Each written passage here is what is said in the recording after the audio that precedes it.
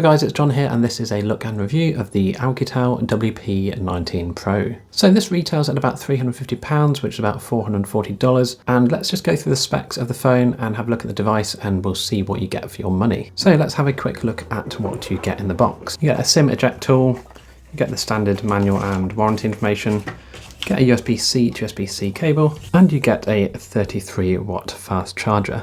So it comes with this nice 6.8 inch Full HD Plus display, and that does run at 120Hz, so that's good to see on a sort of mid-range to low-end device. Also comes packed with the MediaTek Helio G99 processor and 8 gigs of RAM with 256 gigs of onboard storage. Now you can expand the RAM up to 24 gigs if you want to use up some of that storage, but I'd recommend just keeping with the 8 gigabytes. And of course this does pack a 22,000 mAh battery, as you can see the thickness of this phone. But we do get a nice fast charge of 33 watts, so you should be able to fully charge in a couple of hours or so. That being said, the battery life on this phone, as you can imagine, is ridiculous. You can easily go a good week with normal usage without needing to charge up. We get a front-facing 16 megapixel camera here at the top, and that is capable of a maximum of Full HD 1920 by 1080. We do have electronic image stabilization as well. And on the back of the phone, you can see the 64 megapixel sensor here in this kind of cool, circular, almost see-through looking effect for the back of the camera module. We do also get a night vision camera and a macro camera as well. LED flash over here, and of course we get our infrared LEDs on the left here. But yeah, it's quite a nice effect here that they've gone for on the back of the case. Looks like a sort of circuit board here. And for the rear video quality, you can see we can set it to record at 2K resolution at 30 FPS, and we do get the option for electric image stabilization as well. So a quick look around the device here, we can see we get a SIM and TF tray here. You can see here dual SIM, 4G, and we do have an expandable microSD card as well with a support for up to 1 terabyte of storage. On the left of the phone we have a customizable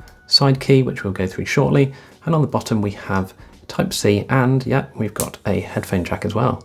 So it's nice to see a headphone jack on a phone nowadays.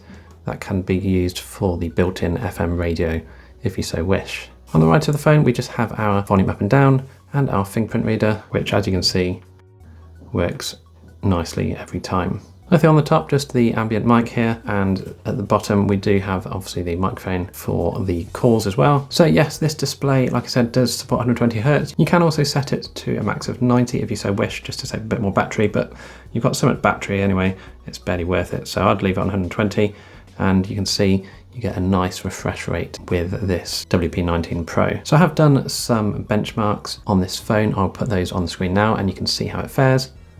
Obviously this isn't a high-end gaming phone, but you can play most games on low settings with no problems. And I've taken a few videos and pictures with this phone, so I'll put those on the screen next, and let me know what you think about the quality of these. Again, this isn't going to win any awards for best camera, but it does seem to work pretty well and you can get some reasonable shots out of it. Okay, so here we have a quick video sample for the WP19 Pro, and this is running at 1440p.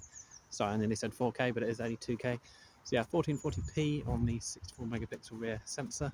And I do have electronic image stabilization turned on, and these are the results. Okay, so I can do a quick front-facing video as well. And this is on the 60 megapixel sensor. And again, I do have the electronic image stabilization turned on. You get some reasonable results, I'd say. Just looking a bit wobbly here. And it's a good test today actually, because it is raining quite heavily. See here, the sky is grey as it looks on the film. But we'll move on to the photo test now.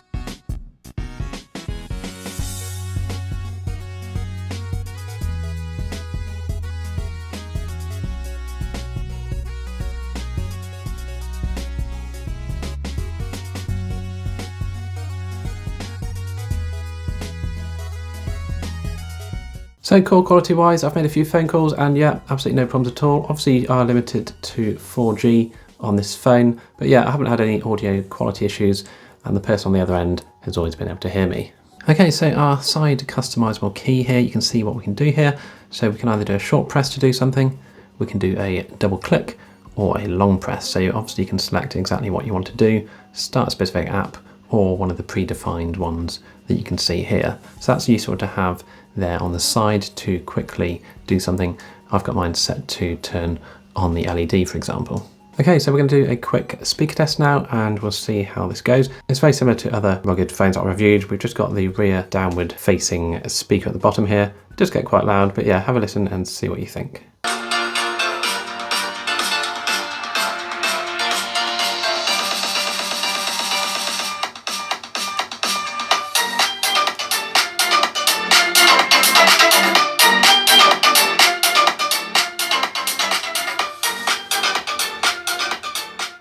As you can see also, there's barely anything installed in the phone when you first get it. I've just installed a few games and bits and pieces. You do get this outdoor sort of tool bag thing, and you do get various different apps in here to help with things. You even get a noise monitor here, so you can see how loud your environment is. That's quite useful. We get our FM radio as well, and again, you just need to plug in a 3.5mm headset, or if you need to, you can use a USB-C adapter as long as it supports DAC. Okay, so here we are in Genshin Impact. I've got it on the lowest settings. I've kept it at 30 because it does stutter every now and again, as you can see, but it's more than playable at 30 FPS. And again, it doesn't look too bad on the lower settings, obviously just slightly pixelated, and you can see the slight bit of loading every time it loads up, either a new animation or some new area of the level. Right, so here we are in PUBG, and we can see we can actually set this to smooth and ultra, and we get a nice smooth frame rate here in the game. So this is more than capable of running PUBG with no problem. So it's good to see that, because normally on these sort of slightly more budget devices, you can only get a maximum of 30 FPS. But with this high refresh rate screen and the Helio G99, it is allowing you to get a much better refresh rate. I can't see exactly what it is, but I'd say it's over 60 at least. Obviously we do get a bit of lag and judder every time something pops in, but yeah, more than playable here on the WP19 Pro. So here we are in Mobile Legends, and we've got this set to the highest graphics and the highest frame rate, and this plays absolutely perfectly fine on this device.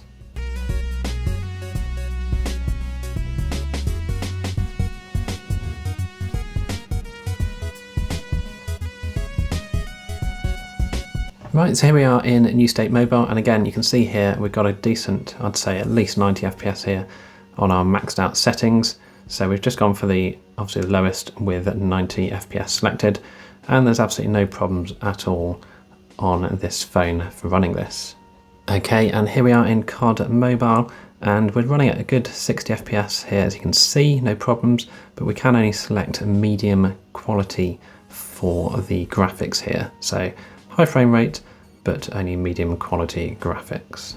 So the battery life on this phone is ridiculous. I had this running all day long playing videos on YouTube, and it used up about 10% of the battery. So yeah, I'm not joking when I say it could easily last a week without charging. You can see here over the last few days since its last final charge, the average on-off time for the phone is about 60 hours, which is 3 days or so. So yeah, you can easily use this with normal use and get a week out of this battery. So I have put an affiliate link down below in the description if you want to pick one of these up.